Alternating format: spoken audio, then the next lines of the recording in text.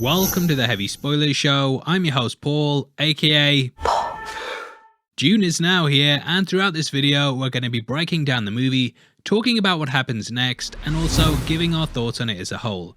Probably going to get some heat for my review, but we'll get into it, and obviously there will be heavy spoilers here. If you enjoy the breakdown, then please hit the thumbs up button, and don't forget to subscribe for videos like this each and every day. With that out of the way, thank you for clicking this. Now let's get into Dune. Okay, so something that was kept from most of the marketing is that Dune is actually part 1. The movie isn't a self-contained story, and Denis Villeneuve has stated in interviews that he's taken the first book and broke it up into 2 parts. Because of this, the film very much ends at the midpoint of the initial story, but due to its closeness to the source material, we can pretty much guess what's going to happen next. Now in this video, I kind of want to go through the plot and explain it with bits from the book, as I know a lot of people are lost on the inner workings, but if you want to skip ahead to what happens next, then timecodes will be linked below. Now even before the studio logos come in, the movie starts with a caption that says, "Dreams are messages from the deep." This is a paramount thing throughout the film, and we slowly watch as a prophecy foretold in dreams starts to unfold in this movie. We pick up on the desert planet Arrakis and learn of Spice, the Fremen, and Evil House Harkonnen from a local there named Chani. Played by Zendaya, she narrates how the planet has been harvested for its rare and valuable minerals by the house, and her people were oppressed because of this. This was decreed by an overseer known as the Emperor, who eventually withdrew the Harkonnens from the planet, and in their place he put the House of Atreides, which is pretty much the family that we follow in the movie. The Emperor very much sees the Atreides as a future threat, and thus he sends them to the planet to make sure that they're snuffed out before they can rise up against him. Initially, many members of the Harkonnen see this as an act against them, but as their leader Baron Vladimir explains, it's not an act of love. The Emperor conspires with the Harkonnens to bring ruin to the house, and the Baron becomes the main antagonist in this first film. Now Chani asks in the opening who the next oppressors will be, but the Atreides, or what's left of them, ends up joining with the Fremen at the end of the movie. This somewhat makes the Emperor's fear become a self-fulfilling prophecy, but we'll talk about that later on in the video. Now firstly, I want to talk about spice and why it's so valuable. It's the most priceless and elusive substance in the universe, and not only does it provide interstellar travel for the Imperium, but it also prolongs people's lifespans. Spice is difficult to get because giant sandworms patrol the planet, and they attack anything that makes too much noise, including the production vehicles. Because of this, Arrakis is highly contested, and it's not long after the Atreides settle in that they're attacked by the Harkonnens on several fronts. Now it's through all this that we're introduced to our protagonist Paul, who is very much prophesized to be the next space messiah. Paul dreams of Chani and several things from the future that eventually end up coming to fruition, and this is because he was trained by his mother in the ways of the Bene Gesserit. They're basically a group of all-female Jedis that have the ability to mind control people, and Paul has been brought up with their abilities since he was a child.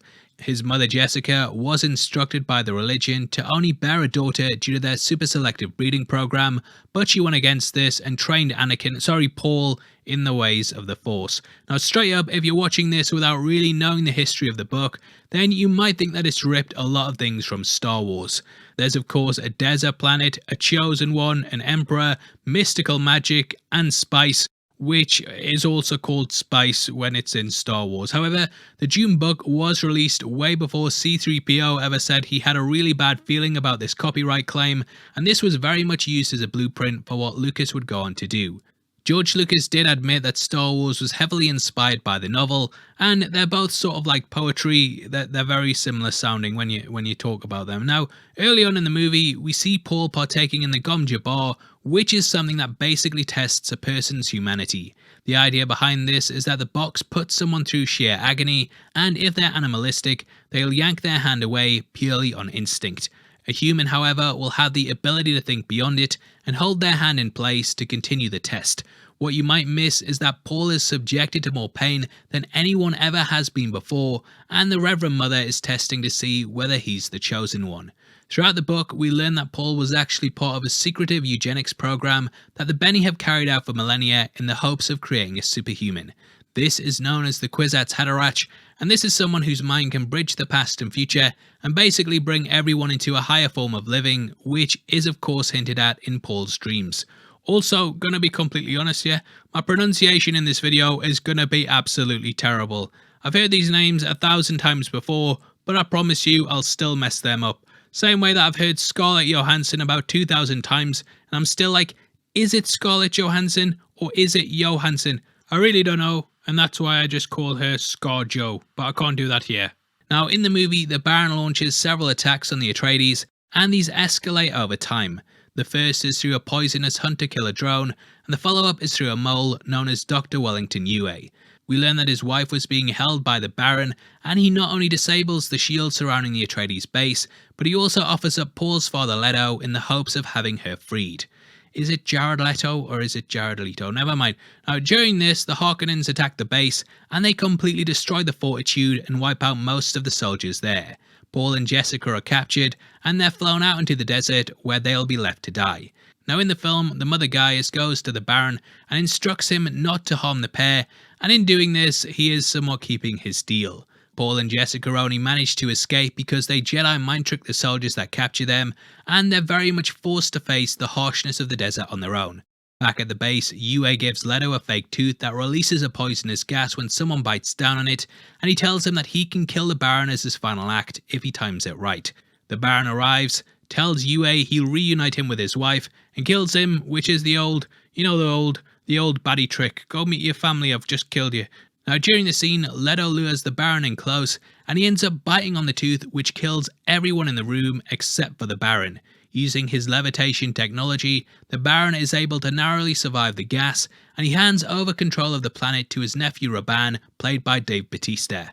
Spice production starts again once more, and we see as Paul and Jessica reunite with one of the house's most trusted fighters, Duncan Idaho. Alongside him is Dr. Liet Kynes, who is a person that has allegiances to both the Fremen and also the Imperium. After reaching an old research station, they're attacked by the not Sudoku, who were hired by the Baron to help out in the coup.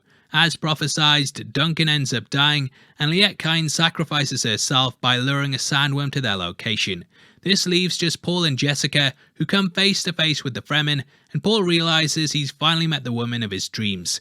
Now the Fremen are of course the natives of the planet, and due to living in the desert, they value moisture very highly. This is why upon greeting the Atreides earlier in the movie, their leader Stilgar spits at them. Seen as weak amongst his people, a fighter named Jamis wants to challenge Paul and Jessica in order to impress his peers. This leads to a final fight between he and Paul, in which the latter easily wins.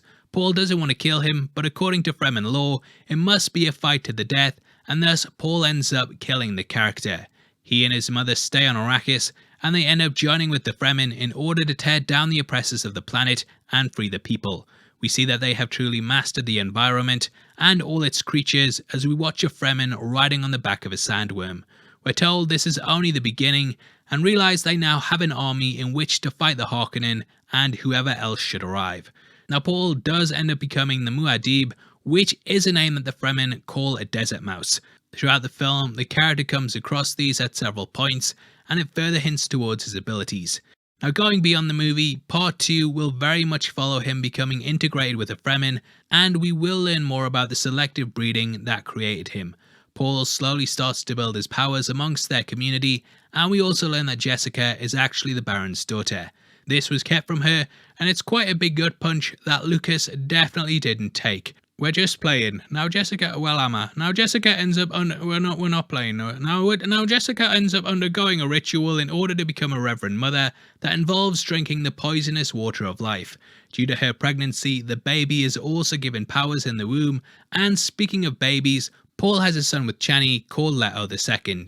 Jessica's child is called Alia, and she becomes quite important later on.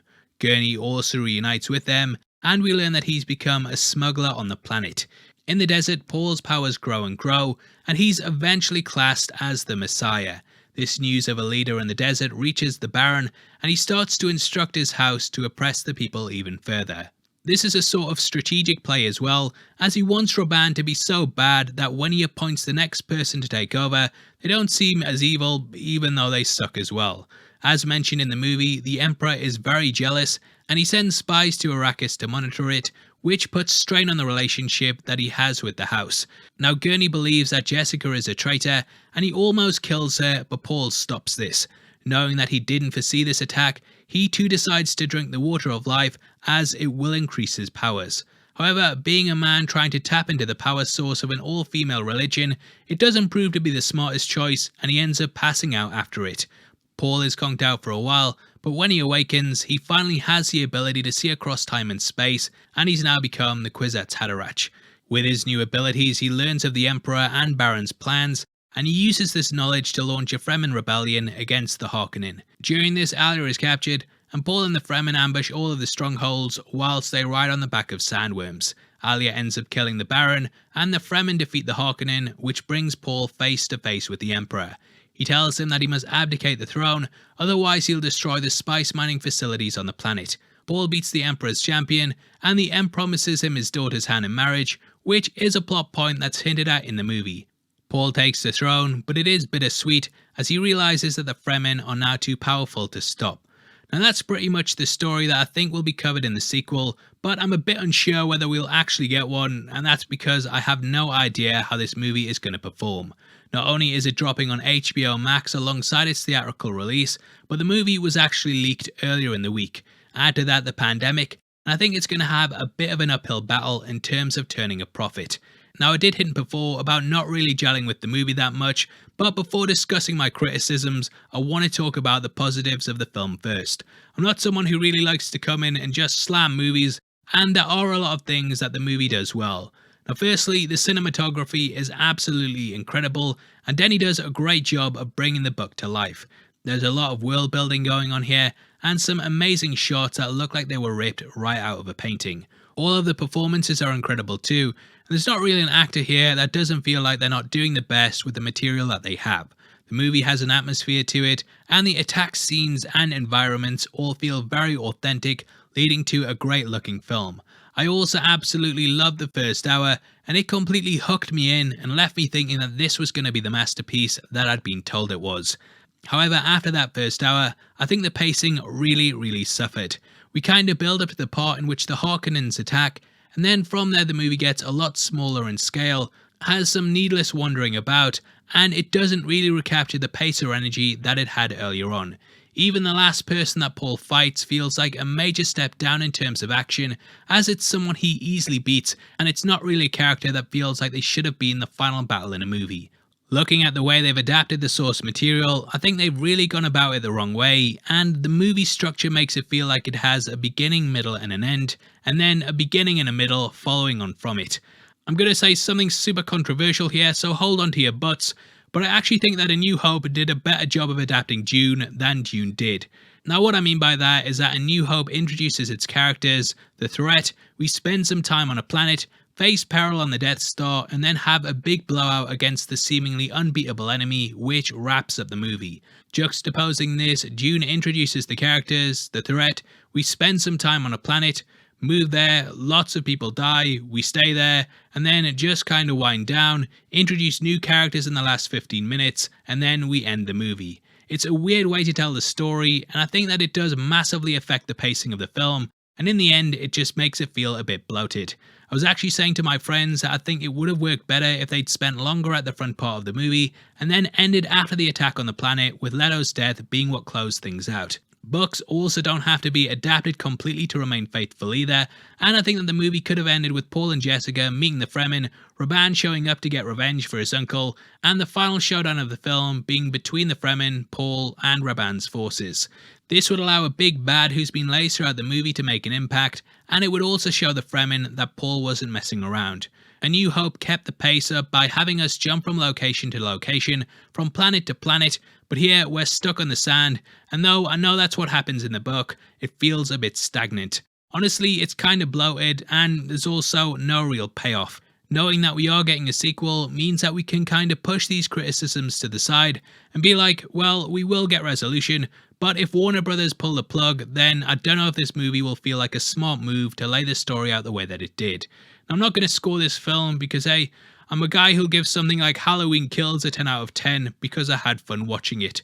Objectively, this is a better movie than that, but it's also just got a feeling that it's not finished, and thus it's difficult to really rate it. The sequel might release, and it could make this movie much better on rewatches, but on its own 2 feet, I don't feel like it's that strong. That being said, it's expertly directed, and I think the best term for it is that it's an epic space opera.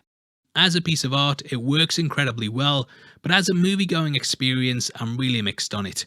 I'm going to rewatch it, and obviously people will take different things from it, and I'm hoping that down the line that I appreciate the movie more. If you loved it, then I'm glad that you enjoyed it, and if you disliked it, then your opinion is just as valid too.